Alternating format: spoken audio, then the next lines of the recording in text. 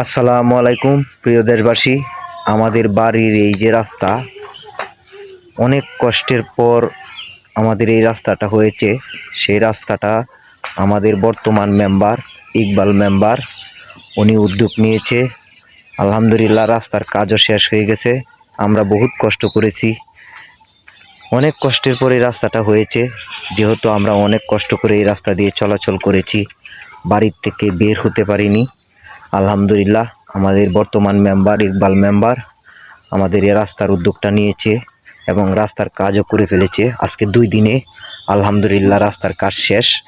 এখন শুধু মাটিটা ফালাবে, আমরা চলতে পারবো। এরপরেও আরেকটা ভালো উদ্যোগ নিয়েছে, যে রাস্তাটা আমাদের এই দিক দিয়ে আসা যাওয়াটা অনেক কষ্ট, তো এই দিক দিয়ে আসা যাওয়ার জন্য আরেকটি পদক্ষেপ নিয়েছে।